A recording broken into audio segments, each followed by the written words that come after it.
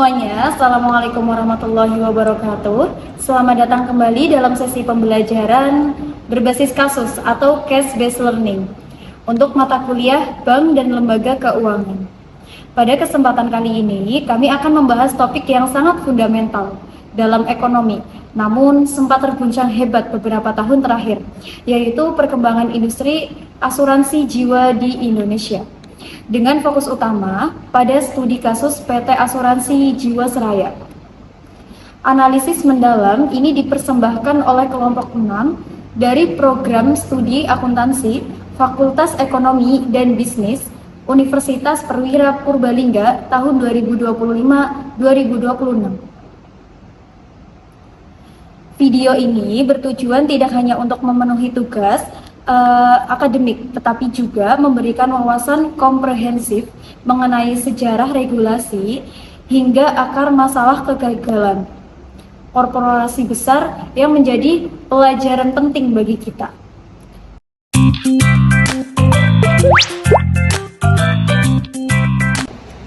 Sebelum kita membedah kasus Jiwasraya, sangat penting bagi kita untuk memahami terlebih dahulu apa itu asuransi dan mengapa ia vital bagi negara.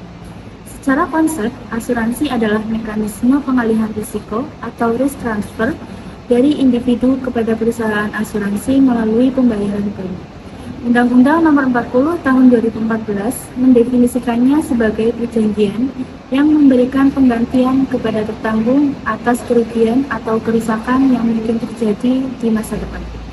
Namun, peran asuransi jauh lebih besar dari sekadar perlindungan pribadi. Dalam sistem keuangan makro, industri asuransi berfungsi sebagai penghimpun dana jangka panjang yang sangat besar, menjaga stabilitas ekonomi rumah tangga dari guncangan risiko, serta mendukung pembangunan nasional karena dananya sering diinvestasikan kepada proyek infrastruktur dan obligasi negara.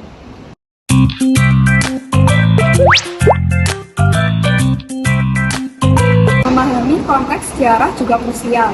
Industri asuransi di Indonesia memiliki akar yang panjang dimulai sejak periode kolonial Belanda pada abad ke-19. Kala itu, asuransi hadir untuk melayani kepentingan perdagangan dan pelayaran kolonial dengan produk yang fokus pada asuransi kebakaran dan pengangkutan. Setelah kemerdekaan, pemerintah melakukan nasionalisasi perusahaan asing menjadi milik negara.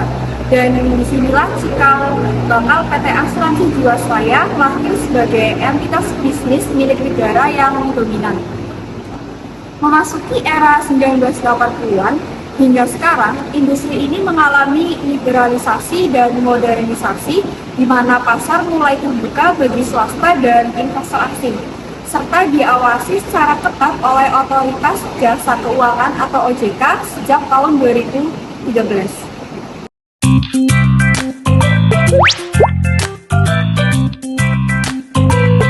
Sekarang, mari kita masuk ke inti pembahasan laporan ini, yaitu kegagalan PT Asuransi Jiwasraya sebagai salah satu BUMN tertua. Kegagalan Jiwasraya dalam membayar klaim nasabah pada tahun 2018 menjadi titik balik yang mengguncang kepercayaan publik. Berdasarkan analisis literatur dan audit yang kami kaji, permasalahan ini bermula dari strategi produk dan investasi yang sangat agresif. Jiwasraya meluncurkan produk bernama JS Saving Plan, sebuah produk asuransi jiwa berbalut investasi yang menawarkan imbal hasil pasti yang sangat tinggi kepada nasabah. Produk ini sukses menghimpun dana besar dalam waktu singkat. Namun, disinilah letak bom waktunya. Dana premi yang terkumpul dalam jumlah besar tersebut ternyata tidak dikelola dengan prinsip kehati-hatian atau prudensial principle. Manajemen Jiwasraya menempatkan dana tersebut pada instrumen investasi berisiko tinggi, atau sering kita kenal dengan istilah saham gorengan, yang tidak liquid. Terjadi apa yang disebut mismatch atau ketidaksesuaian antara aset dan liabilitas. Kewajiban Jiwasraya kepada nasabah bersifat jangka pendek dan pasti. Sementara aset investasinya terkunci di instrumen jangka panjang yang nilainya fluktuatif dan sulit dijual saat dibutuhkan.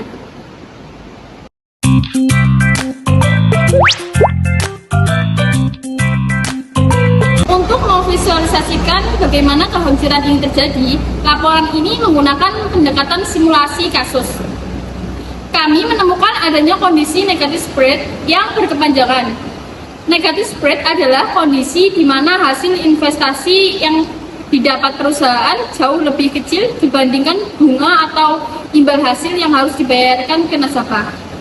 Dalam simulasi ini, kami akumulasi dari negative spread ini secara perlahan.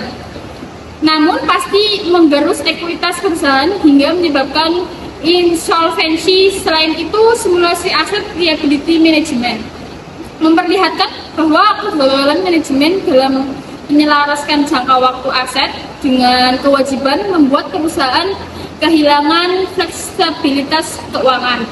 Ketika terjadi klaim massal, perusahaan tidak memiliki uang tunai yang cukup karena asetnya tidak bisa dicairkan segera. Kasus ini bukan hanya soal salah investasi, tetapi juga cerminan dari kegagalan tata kelola perusahaan atau Good Corporate Governance atau GCG. Simulasi tata kelola menunjukkan bahwa prinsip transparansi, akuntabilitas, dan independensi tidak berjalan di Jiwasraya. Pengawasan internal mandul dan tidak mampu mendeteksi risiko material sejak dini. Bahkan laporan keuangan sempat dimanipulasi agar terlihat sehat, padahal kondisi sebenarnya sedang kritis. Kelemahan ini dipermudah dengan pengawasan eksternal yang belum optimal dalam mendeteksi praktik investasi agresif tersebut sebelum terlambat. Dampaknya sangat sistematik, yaitu pemegang polis menderita ketidakpastian pemerintah, menanggung beban reputasi, dan industri asuransi secara keseluruhan mengalami krisis kepercayaan. Dari analisis panjang ini, kelompok 6 menyimpulkan bahwa kegagalan Jiwasraya adalah akumulasi dari strategi investasi yang tidak bijaksana, kegagalan manajemen risiko, serta lemahnya tata kelola dan pengawasan. Kasus ini mengajarkan kita bahwa industri keuangan, kepercayaan adalah mata uang yang paling berharga. Ketika sebuah perusahaan gagal menjadi amanah dana nasabah akibat ketamaan mengejar return tinggi tanpa memperdulikan risiko, kehancuran hanyalah masalah waktu. Sebagai penutup, berdasarkan studi kasus ini, kami merumuskan 4 rekomendasi utama untuk perbaikan industri asuransi Indonesia ke depan. Pertama, penguatan manajemen risiko terintegrasi. Setiap keputusan investasi harus didasarkan pada analisis risiko yang ketat dan sesuai dengan profil kewajiban perusahaan. Kedua, peningkatan tata kelola perusahaan, transparansi laporan keuangan, dan independensi auditor harus menjadi harga mati untuk mencegah manipulasi data. Ketiga, penguatan peran regulator. OJK diharapkan dapat melakukan pengawasan yang lebih proaktif, bukan hanya administratif, tetapi juga mengevaluasi kualitas aset investasi perusahaan secara berkala. Dan terakhir, perlindungan konsumen dan literasi. Masyarakat harus diedukasi agar memahami risiko produk investasi, dan regulasi harus menjamin kepastian hukum bagi pemegang polis jika terjadi sengketa. Demikian pemaparan naskah video analisis kasus dari kelompok kami. Semoga analisis ini memberikan wawasan baru dan menjadi referensi berharga bagi dunia akademik maupun praktisi. Terima kasih.